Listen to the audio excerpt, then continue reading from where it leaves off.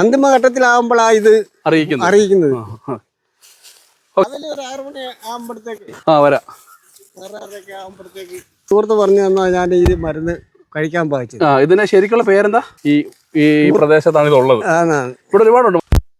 ഇതാണോ മരുന്ന്? ഈ ഇല എങ്ങനെ അരക്കേണ്ടത്? കല്ലേ വെച്ചോ എങ്ങനെയോ അരച്ച് കുഴമ്പ് പരുവാക്കണം. വിഴുങ്ങിയതിന് ശേഷം പിന്നെ എത്ര ദിവസം നമ്മൾ വെയിറ്റ് ചെയ്യണം? വിഴുങ്ങിയതിന് ശേഷം എന്ന് പറയുമ്പോൾ ഇത് കഴിച്ചോണ്ടിരിക്കുന്ന സമയത്ത് ഈ ഇറച്ചി മീനും കൂട്ടരുത്. ഇത് ഗ്യാരണ്ടിയാണ്. നിങ്ങളൊരു കാശിനും കാര്യത്തിനല്ലല്ലോ ചെയ്യുന്നത്. ഞങ്ങൾ ഇതുപോലെ ഒരുപാട് പേര് ഇങ്ങനെ വന്ന് ഇവിടുന്ന് ഇങ്ങനെ വന്നപ്പോൾ ഞങ്ങൾ അനുഭവസ്ഥരാണ്. അസുഖം മാറിയിരിക്കും. എന്താണ് അസുഖം എന്നുള്ളതാണല്ലോ നീ ഇപ്പം നമ്മൾ ആലോചിച്ചുകൊണ്ടിരിക്കുന്നത്. എന്റെ പ്രേക്ഷകരെ, എന്താണ് അസുഖത്തിനാണെന്നാണ് ചോദിച്ചുകൊണ്ടിരിക്കുന്നത്. എന്ത് അസുഖത്തിനാ? മൂലക്കുരു, അർഷസ് എന്നൊക്കെ പറയുന്ന ഭയങ്കര ഗംഭീരമായ വേദനയും ബ്ലഡ് പോകുന്ന ഒരു പരിപാടിയൊക്കെ ഉള്ളൊരു സംഭവമാണ്. പ്രത്യേകിച്ച് ഈ ഒരു വേനൽ സീസൺ, ചൂട് കൂടുന്ന സമയത്ത് ഈ ഇങ്ങനെ രോഗം മൂർച്ഛിക്കുന്നൊരു സമയമാണ്. ആണല്ലേ? അപ്പം ഇത് നിങ്ങൾ കൃത്യമായി ട്രീറ്റ് ചെയ്യേണ്ട ഒരു സംഭവമാണ്. എന്നാലും ഒരുപാട് വന്നു കഴിഞ്ഞാൽ അവർക്ക് പിന്നെ മുണ്ടൊന്നും കൊടുക്കാൻ പറ്റത്തില്ല. മൊത്തം ബ്ലഡ് ആയിരിക്കും. ഇരുന്ന് യാത്ര ചെയ്യാൻ പറ്റത്തില്ല. അപ്പൊ ഇത് യാതൊരു തരത്തിലുള്ള ചെലവോ സാമ്പത്തികത്തിനോ ഒന്നുമല്ല. ഇത് ഒരുപാട് പേരുടെ ഈ ഒരു ഇലയുടെ പേരെന്താണെന്നറിയാവോ? ഇതിപ്പോ ഇങ്ങനെ ഒരു അസുഖക്കാരന് ഒരു ആവശ്യമായിട്ട് നമ്മളിങ്ങനെ ചോദിച്ചപ്പോ മുക്കുറ്റി ഉണ്ടോ നമ്മൾ ചോദിച്ചതാണ്.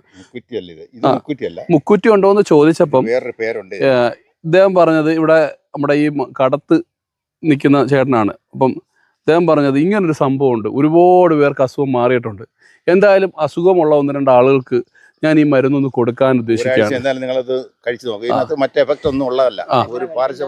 ഇത് അരച്ച് 2 ഉരുളയാക്കി, അതായത് ഒരു ഉരുളയായാലും കുഴപ്പമില്ല, 2 ഉരുളയായാലും കുഴപ്പമില്ല. എത്ര ദിവസം കഴിക്കണത്? ഇത് ഒരാഴ്ച നിങ്ങൾ ആദ്യം കഴിച്ചു നോക്കുക. മാറ്റം ഉണ്ടെങ്കിൽ കണ്ടിന്യൂ ചെയ്തൊരു 2 ആഴ്ച 3 ആഴ്ച ഇത് കഴിച്ചവർക്കൊന്നും യാതൊരു സൈഡ് എഫക്ട് ഇല്ല.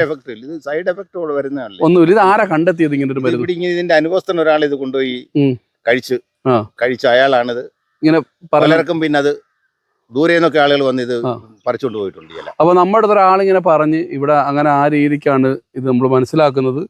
ഇവിടെ വന്ന് ഇത് പറിച്ചിട്ടുണ്ട്. ഇതാണ് ഇല. ഈ ഇല കൊണ്ട് ഈ അർഷസിന്റെ അസുഖം മാറുമെങ്കിൽ തീർച്ചയായിട്ടും ഞാൻ ഒന്നുകൂടെ വന്നിട്ട് നമ്മുടെ അറിയാവുന്ന 2 ആൾക്കാർക്കാണ്.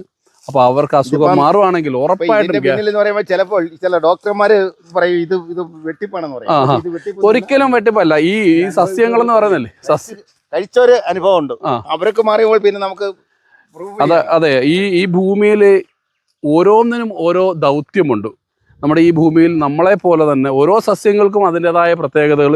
ചിലത് മരിക്കാൻ കാരണമാവും, ചിലത് അസുഖങ്ങൾ മാറാൻ കാരണമാവും, ചിലത് നീര് പറ്റാൻ കാരണമാവും. നമ്മളിതിന്റെ ഓരോരുത്തർ നമുക്ക് അനുഭവത്തെ കൊണ്ട് നമ്മൾ മനസ്സിലാക്കിയതായത്. ഓക്കെ. പനനാപ്പ. അപ്പൊ പനനാപ്പ കൊണ്ട് അങ്ങനെ അസുഖം മാറണമെങ്കിൽ മാറട്ടെ.